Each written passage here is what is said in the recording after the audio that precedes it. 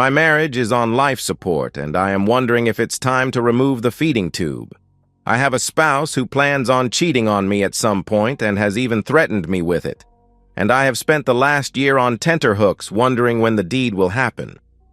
Of course, everyone says, just file for divorce, it's mental cruelty. Or, you are being a wimp and a crybaby, just leave. But I love my partner. I've gone through hell to be with him, and I don't want to be a failed statistic at the youngish age of 35. I also still want to have more children with this person, so you see my dilemma. We first met in college.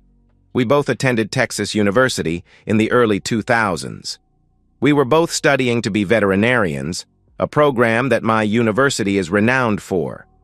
I do pets, my spouse does livestock. After a couple of years, he decided that his true calling was long-haul trucking and quit being a vet. He delivers pork chops on an express route to San Francisco. The man is a machine. He makes the run in under 24 hours every time. He once told me, "Honey, I never drive faster than I can see. Besides that, it's all in the reflexes." Even after his career change, which I fought against and lost, we certainly aren't hurting for money. Anyway, as I said, we met at Texas University in Bryan, Texas. I had been rather sexually active, but I had cooled it for the last few months while I looked towards my future. I had scouted out a couple of likely candidates, both around 5'10" with swimmers' bodies, and, from what I could tell through their genes, reasonably well equipped, especially in the back. But, I digress, I ended up picking Jack and set about the conquest. Like I said, I was not a virgin, but it's easy to fool people about virginity. You just act clumsy, and for girls, you lie and claim it hurts because the love tore your hymen. Nobody checks for blood anymore, this isn't the Middle Ages. Besides, a pro tip for girls, smear some red lipstick on a tissue and then wipe up the fluids afterward. Instant hymen blood, or the start of your period blood. Trust me, guys are so phobic about blood near bed that they aren't going to investigate deeply into the subject. As far as the hymen goes, it's a bunch of nonsense anyway. I'm a vet, but I'm still a doctor. The hymen is just a crescent-shaped piece of skin at the bottom portion of the vaginal opening in about 80% of females. There are some unfortunate souls that have hymens that are abnormal and actually partially or fully block the vaginal opening, but it's rare, and those usually break due to active lifestyles or because of medical intervention to allow menstruation to function. If a woman has a normal hymen, it's entirely possible for it to stretch with use and not tear.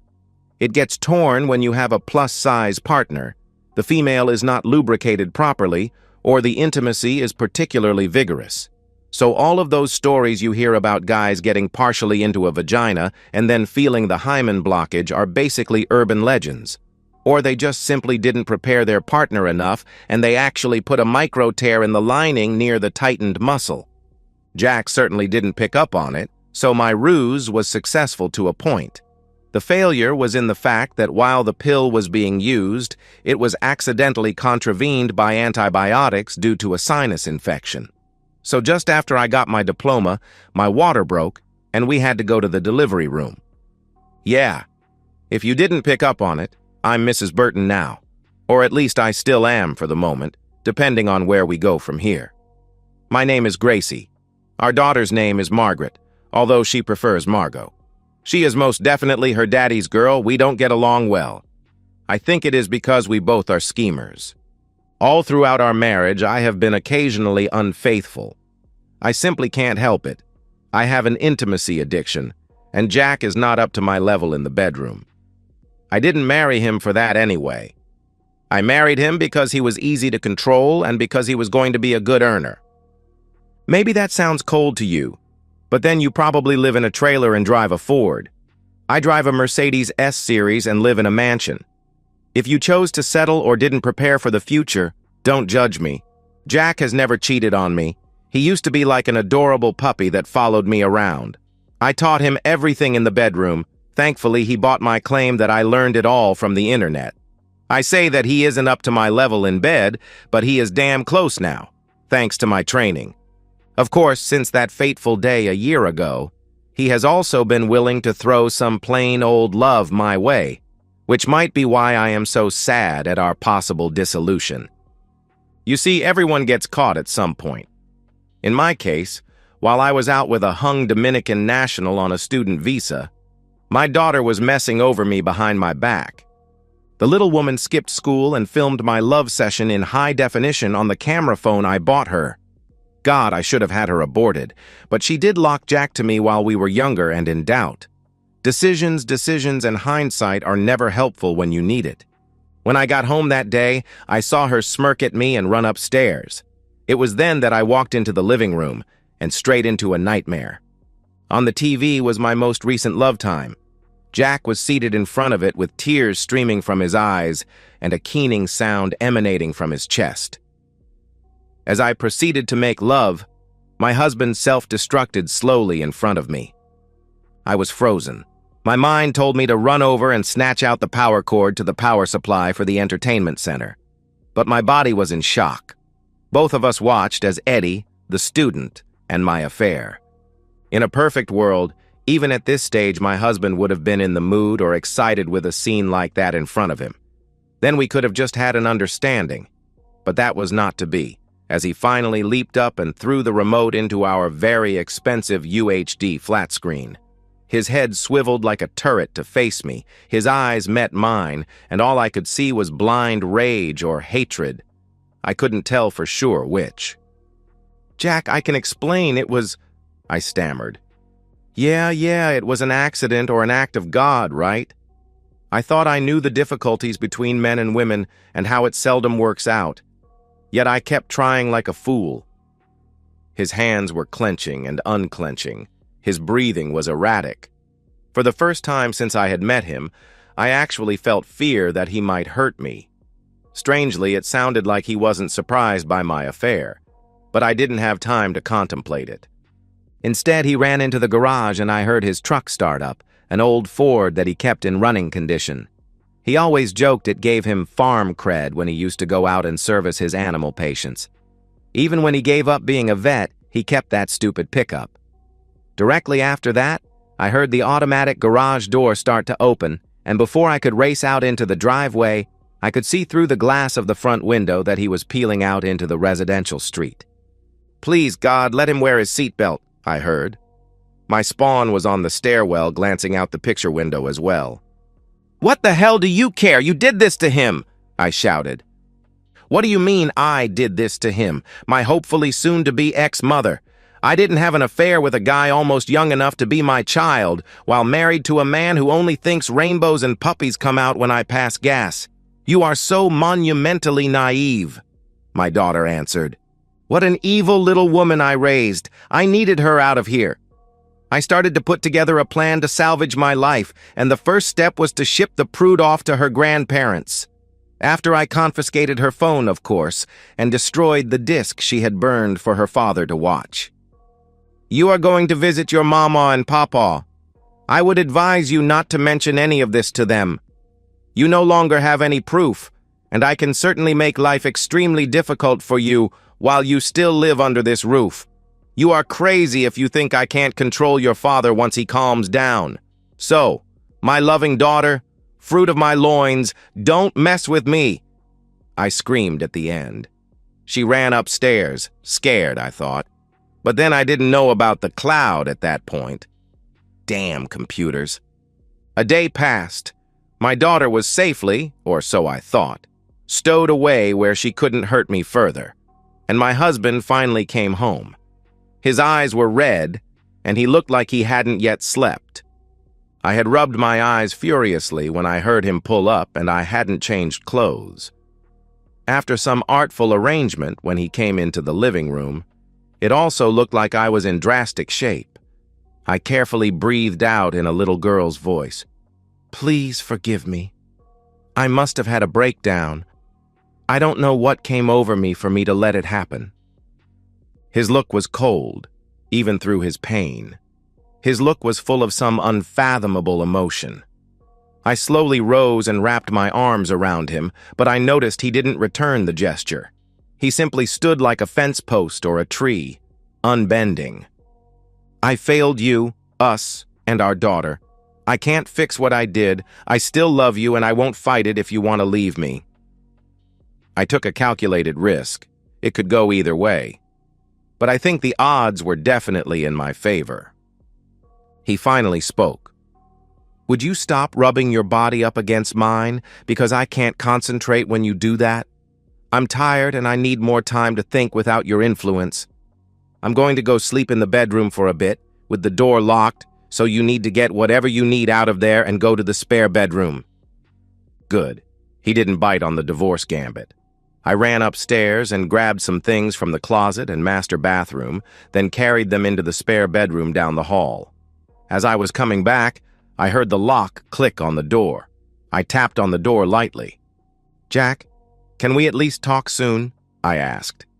We can talk in the morning. Sit tight, hold the fort, and keep the home fires burning. If I'm not awake by dawn, call the president. He roared. Now was the hard part. I needed to look even worse, so I avoided drinking water or eating. I messed up my hair further and stuck my finger down my throat so I could vomit up a bit of fluid onto my sundress. Some snot, carefully applied, also added to the look. Additionally, I placed a glass of straight vodka near me and put a little Vaseline on the back of my hand. I forced myself to stay awake through the rest of the day and night to increase the appearance of weariness. When Jack came down the next morning, I quickly rubbed some of the Vaseline on my teeth to help keep my lips open in kind of a rictus grin. I also splashed a couple of drops of the remaining vodka in my eyes to create redness and tears. It hurt, but it was necessary. I could see he looked worlds better, even though he was still devastated. Even better was the clear concern on his face over my appearance. He still loved me. I had a shot. Jesus, Grace, you look horrible. Let's get you to bed. He picked me up and carried me to the main bedroom. I sobbed into his shoulder as he brought me into the room and laid me down. It was even better when he laid down next to me and started talking. Then he started. You hurt me, Grace. You really shook the pillars of heaven. But I don't want you to hurt yourself. Mom called and said that they were taking care of Margot, so we need to talk. He looked uncomfortable, but he continued. I thought about this real hard. I mean, harder than I ever thought in my life. I think I might be willing to give you another chance. But you need to get counseling on your problems. There is one more thing. He paused for a moment. Anything, love, I swear I started to reply, but he stopped me. Hush! He almost shouted. I guess he wasn't as over it as I thought. There is one more thing, Grace. You probably won't like it, but I need you to feel the soul-ripping pain you put me through. I can't tell you when it will happen, but sometime in the future, I am going to sleep with another woman and film it. If you want us to work going forward, you will have to watch me with another woman. You will have to watch me make love with her. We will be even then. I was shocked, for real. I had created a monster out of my loving spouse, and he was determined to savage me. The mere thought of him doing to another female what I did to my lovers was almost more than I could bear. But I needed him. I had to suffer through this for my life to get back to where it was. I just want you to know also that before we have love again, you need to be tested for STDs. After I get my revenge at some point in the future, I will do the same.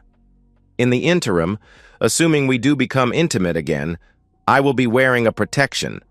With my trust issues right now, I can't put it past you to try and conceive another child to try and tie me to you further. He answered. I understand, Jack, my love. I don't want to feel the same pain, but I will keep you. I'll suffer through anything for that. I thought it was a bit hammy, but you gotta do what you gotta do. We settled into an uneasy routine over the next few months. My demon child returned to a home where she couldn't understand why we weren't divorced. I simply smirked at her and reminded her that I ran this family. She didn't challenge me directly again after that. Counseling was a breeze as well. I simply blamed an addiction to intimacy. The doctor ate it up and regurgitated it to my hubby like he was a baby egret. The problem was, as I mentioned before, my husband went out of his way to love me silly. He took control of the bedroom, right out of my grasp. I wondered every time if he had learned his new passionate techniques from another woman. When we didn't have love because he claimed to be ill or tired, I fretted. Was tomorrow the day I would get to see him ravishing some other woman, possibly falling in love with her? The sum effect was devastating. I lost all of my confidence as the year progressed. I couldn't risk an outside liaison getting back to my husband, so I was reliant solely on him. I pined when he didn't show me attention. I lost weight, and I wasn't fat to begin with. Even my hair lost its sheen and became brittle. People at work told me I looked like I had gone through a shock and aged 10 years. I couldn't sleep. My joints hurt. Maybe I was prematurely aging? Worst of all, I began to obsess over and really love my husband. I had nothing, and he had everything. Every day I waited for my world to be ripped away from me and, like some evil priest from a movie, for my Jack to gleefully cackle and thrust his hand into my chest to tear out my still-beating heart. My scheme had backfired worse than a winter attack on Russia. Who would have thought that the master schemer would fall into a trap of her own making? Finally, almost a year to the day, I could take it no longer. I decided to remove the plug and see what happened. I sent my daughter to her grandparents again and resolved to have it out with my loving husband. He needed to make a decision or I was leaving. Even though I truly loved him, for the first time really, I could suffer no further. Jack, I can't take this anymore. I need you to hurry up and find this other woman, have love with her, and let me watch the tape so we can get past this. He simply looked at me. I felt a cold, creeping sensation crawl across my body as I realized the look was the same as the one he gave me a year ago. The gaze an insect collector has when he sees a particularly interesting bug he wants to collect, or possibly the feverish glance of a young sociopath burning ants with a magnifying glass. What had I wrought in my actions? "You really think I would stoop to your level, Gracie?" he said in a cool voice. I noticed he used my full given name, something he never did as he preferred the moniker Grace. I never intended to do what I told you. All I did this past year was to destroy you. I wanted you to finally love me, so that when you could take no more of the worry and doubt, you would give me an ultimatum. He stood and went into his study. I heard the turn of a key in a lock and he came back with a large envelope. "You can sign these or not. I don't care. We've come full circle, you and I. I no longer care one iota about you and you love me with everything you have. I couldn't care if you became a crack-working woman downtown and sold yourself to get some money, while you don't want to deal with the worry of me sleeping with one woman for vengeance. You see, you now feel what I felt. You know what it feels like to wonder every day if the one you love is going to throw away that love and trust for a simple one-day intimacy. When I went away to think, I never intended to resolve anything. I simply wanted to hurt you as deeply as I could without physically torturing you. I looked at the papers he handed me, divorce papers signed and dated just under 1 year ago. My tears blurred out the specifics, but they didn't really matter at this point. There was one chance, Gracie, one. If sometime during the year you came clean, quit trying to pass this off as some mental issue, and actually apologized, we might have reconciled. But you didn't. You prevaricated and tried to con your way out of it like I suspected you would. I'm not stupid, Gracie. I've had my suspicions for a long time, and I'm fairly certain that student wasn't your first outside man. I let it go because of our daughter, and because I loved you then as much as you love me now. In any case, we are done. Sign the papers if you like, but get your stuff and leave. Margot is staying with me. She is old enough to choose now, and that means I get to keep the house until she graduates. You make more than me, so good luck on getting alimony. Shoo now. Margot will be home soon, and I don't want you here."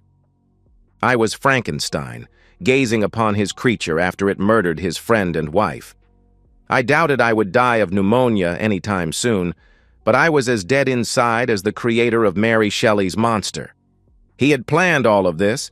I even had to wonder if his suspicions and plans had begun around the time he decided to become a trucker.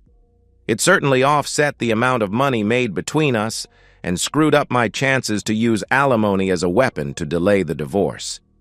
He was also correct that my daughter was old enough to be heavily weighted as a factor in where she would reside custody-wise. Truthfully, the settlement was more than fair. With him making less money and most likely becoming the custody holder, I could have been forced to pay him alimony.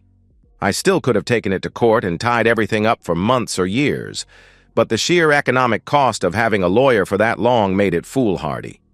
Since I had few options, I reluctantly signed the papers then and there, gathering a few things before I left. I would just have movers get the rest. They were only possessions, after all. What I really wanted, I could no longer have.